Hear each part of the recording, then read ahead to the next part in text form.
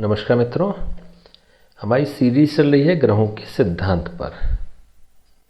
और आज हम आपसे बात करने जा रहे हैं कारक ग्रह और भाव का संबंध क्या होता है। हम बार बार एक बात करते हैं, बहुत सारे सिद्धांत आपको हम दे चुके हैं जो कि आसानी से ओरली आपको समझाया जा सके, मुँह जवानी आपको समझाया जा सकते, लेकिन एक महत्वपूर्ण एक सिद्धांत होता है कारको भाव नाशाय। कारक भाव का नाश करता है।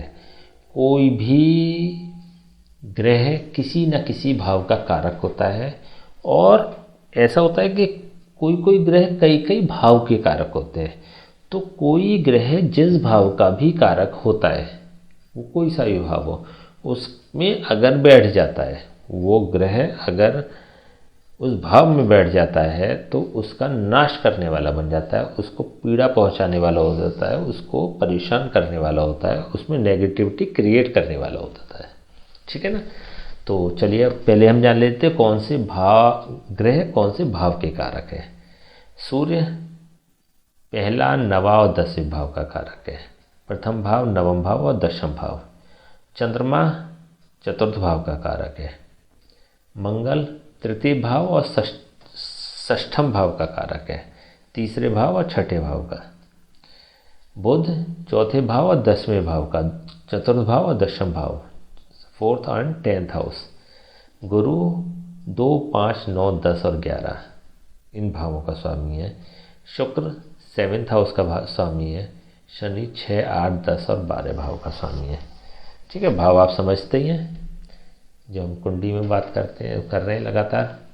ठीक है, तो इन भाव का स्वामी होते हैं। और नियम ये कहता है कि अगर सूर्य लग्न में, नवम भाव में और 10वां भाव, इन तीनों में से कहीं बैठता है तो उनको पीड़ा पहुंचाने वाला होता है, इनको परेशान करने वाला होता है। चंद्रमा अगर चतुर्थ भाव में बैठ जाता है तो इसको पीड़ा पहुंचाने वाला होता है, परेशान करने वाला होता है। मंगल तीसरे भाव और छठे भाव में अगर बैठ जाता है तो इन दोनों भावों को परेशान करने वाला होता है। देखिए, मंगल तो लोन का कारक भी होता है। छठे भाव की से अगर बात करी जाए, लोन चुकाने का कारक होता है। लोन लेने का तो शनि होता है, लोन चुकाने का कारक होता है। तो तीसरे और छठे भाव की में अगर मंगल बैठ जाए, छठे भाव में मंगल बैठने के मतलब उसकी सुरक्षा करने लगता है, तो लोन चुक नहीं पाता है। ठीक है, तो मंगल वाले एपिसोड में अगर आप जाके देखें तो हमने उपाय भी बताया था इसका। चलिए, बुध चौथे भाव और 10वें भाव का स्वामी होता है, कारक होता है, सॉरी। बुध चौथे भाव और 10वें भाव का कारक होता है। तो अगर बैठ जाता है इन भावों में, चौथे भाव और 10वें भाव में, तो इसका नाश करने वाला बन जाता है। गुरु दूसरे भाव, 5वें भाव, 9वें भाव, 10वें भाव और 11वें भाव में अगर बैठ जाता है तो इनका नाश करने वाला होता है। शुक्र सप्तम भाव में बैठ जाता है तो इसका नाश करता है। और शनि छठे भाव, 8वें भाव, 10वें भाव और 12वें भाव में अगर बैठ जाता है तो इसका नाश करने वाला होता है।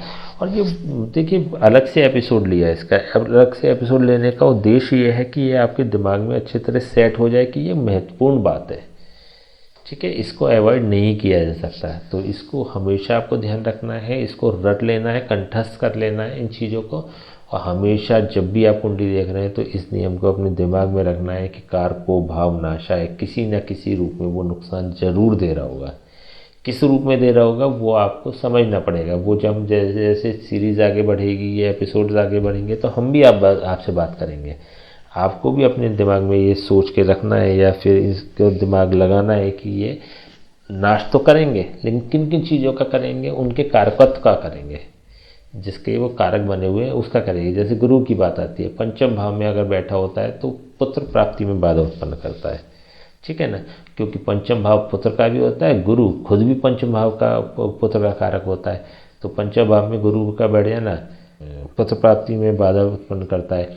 ऐसे ही शुक्र 7th हाउस शादी में रुकावट पैदा करता है। शुक्र अगर 7th हाउस में बैठ जाए, 7th हाउस क्योंकि शुक्र कारक भी है। और दूसरी बात क्या हो गई कि 7th हाउस पत्नी का विवाह होने का भी है, शुक्र भी विवाह होने का है। तो ये बड़ा वर्क करता है शुक्र 7th हाउस में बैठ जाना, गुरु पंचम भाव में बैठ जाना। ठीक है, ये बहुत अच्छा काम करता है। ठीक है ना। तो इसी तरह से हम और चीज़ों के लिए भी देखेंगे, तो जैसे जैसे चीज़ें आगे बढ़ेंगी वैसे वैसे हम इसकी चर्चा करते चले जाएंगे। लेकिन अभी इनिशियल लेवल पे आपको ये दिमाग में रखना है, कारको भावना शायद। ठीक है, नेक्स्ट हम सीरीज़ शुरू करेंगे ग्रहों के सिद्धांतों की।